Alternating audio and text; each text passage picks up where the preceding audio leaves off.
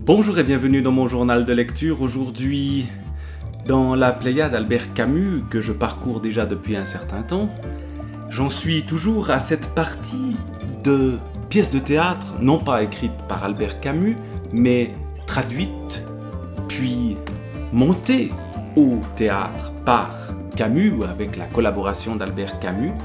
Et voici un cas intéressant. Un cas intéressant, c'est le titre d'une pièce signée Dino Buzzati, auteur italien, contemporain de Camus, ou du moins vivant à la même époque, que Camus a donc lu et voulu transcrire. Et en lisant la pièce, on comprend que, en effet, l'intrigue de cette pièce-là puisse intéresser quelqu'un comme Albert Camus, car il y a quelque chose qui nous transporte dans ce monde de l'absurde dont Camus est l'un des représentants.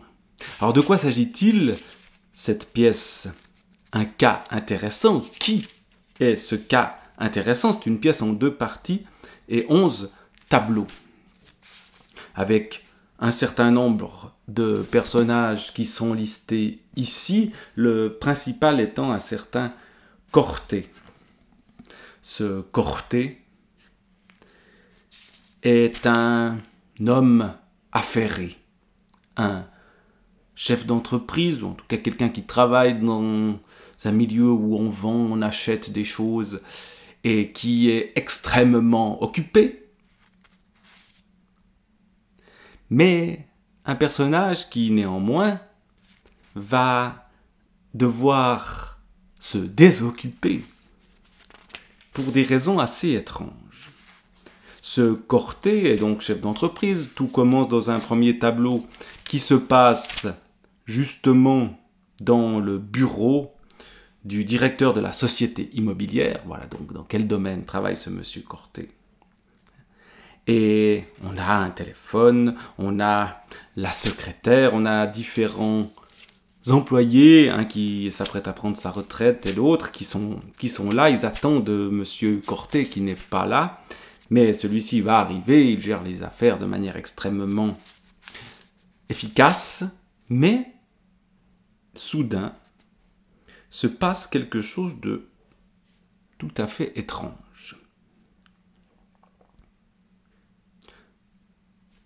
Corté entend une voix.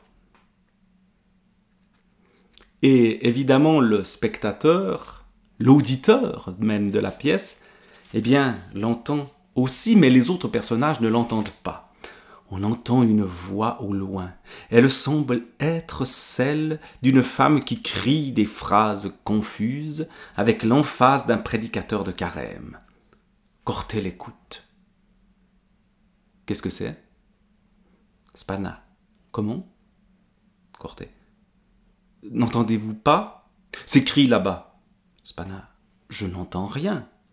Corté. Vous n'entendez rien? Il tend l'oreille, mais la voix s'est évanouie. Où en sommes-nous? Et on reprend le travail. Donc ici, on a quelque chose d'étrange qui se produit. Corté entend une voix, et seul Corté entend cette voix. Et puis on va changer de lieu dans les tableaux suivants. On va rencontrer cette fois la famille et non plus les collaborateurs de Corté, sa mère par exemple, qui demande à un docteur de venir. Il y a le docteur Malvezzi qui est là, puis d'autres docteurs qui vont vouloir traiter le cas intéressant de Corté. Il entend des voix que personne d'autre n'entend. Qu'est-ce que c'est? Alors, lui pense ne pas être malade. Lui pense que tout va bien. Il a du boulot, de toute façon, il n'a pas le temps d'aller consulter des médecins. Mais il y va quand même, un peu forcé, et se retrouve dans un hôpital, chez un certain professeur Schröder. Et là, tout commence à devenir très étrange. Puisque dans cet hôpital, on inspecte un peu ce qui se passe du côté de Corté, on va lui proposer une opération, on ne sait pas trop laquelle, et puis surtout on va lui dire « mais bon, c'est pas trop grave, tout va bien, vous allez pouvoir sortir bientôt ». Sauf que le bientôt commence à durer.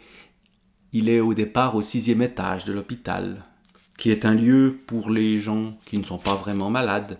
Puis plus on descend dans les étages, plus on est malade. Et Corté, eh bien, petit à petit, alors qu'il ne sait toujours pas ce qu'il a, ben il descend dans les étages, même si on lui dit que tout va bien. Claretta, qui est un des docteurs de cet hôpital, à qui Corté demande s'il a de la fièvre. Comment ai-je de la fièvre? Bien voilà ce qu'il répond. Qui vous parle de fièvre? Vous êtes guéri. 2 ou 3 dixièmes de degré, est-ce de la fièvre après une opération? Mais gare si vous vous mettez à travailler. On m'a rapporté que votre téléphone ne chôme pas une minute. Je sais bien, vous êtes un homme d'action, mais vous exagérez vraiment. Corté flatté. Que voulez-vous, j'ai toujours été un bœuf de travail. Claretta. Oui, je vous laisse. En tout cas, nous allons bien, nous allons même très bien. Au revoir, cher monsieur. Il fait mine de s'en aller, mais s'arrête sur le seuil de la chambre et se retourne. À propos, j'allais oublier, je voulais vous demander un service. Mais ce n'est pas urgent, nous en reparlerons demain. Corté, mais non. Si je puis vous rendre ce service. Claretta. Oh, un simple contretemps. Voilà, n'hésitez pas à me dire non. Une dame doit entrer demain à la clinique avec ses 2 enfants. Il y a justement 2 chambres libres à côté de la vôtre, mais il en faudrait 3. Je voulais vous demander, verriez-vous un inconvénient à passer dans une autre chambre? Mais non, je me ferai un plaisir, voyons. Merci beaucoup. Je savais qu'avec vous tout s'arrangerait immédiatement. Je donnerai donc demain l'ordre de procéder au déménagement. Mais au fait, pourquoi pas ce soir? On est bien plus tranquille dans la soirée pour faire ces choses-là. Faites comme vous voulez, c'est sans importance. Elle est loin, ma nouvelle chambre? Justement, j'allais oublier. Il y a une petite complication parce que, voyez-vous, il ne reste plus de chambre libre à cet étage. Corté, impressionné, se dresse dans son fauteuil. Il faudra que nous descendions à l'étage du dessous. C'est une question de 2 ou 3 jours, tout au plus. Mais Claretta, toujours enjouée, c'est un arrangement provisoire, absolument provisoire. Il s'agit seulement de vous caser pendant 1 jour, pendant 2 jours au maximum, jusqu'à ce qu'une chambre soit libre. Et alors, si vous voulez...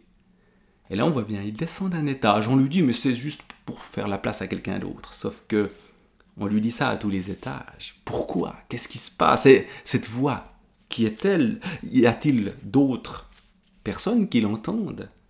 Des rumeurs circulent parmi les malades quand ils les croisent, alors que lui ne se croit pas malade, mais petit à petit, eh bien, on se pose de plus en plus de questions. Et le bœuf de travail qu'était Corté, risque de se fatiguer. Mais saura-t-on ce qui se passe vraiment? Pas forcément. 11e tableau. Une chambre au 1er étage. Fin d'après-midi. Corté est étendu dans le lit. Il dort. Une infirmière à contre-jour tricote fiévreusement. La mère entre sur la pointe des pieds en compagnie du docteur Malvezzi, qui porte une petite valise. Dès que l'infirmière les aperçoit, elle disparaît comme un fantôme. Le voilà tout en bas, à dormir. Pourra-t-il sortir de cet hôpital, reprendre son travail? Et cette voix qu'il entend, qui est-elle? Autant de questions qu'on se pose sans être certain d'avoir les réponses. Un cas intéressant, Dino Buzzati dans la traduction d'Albert Camus.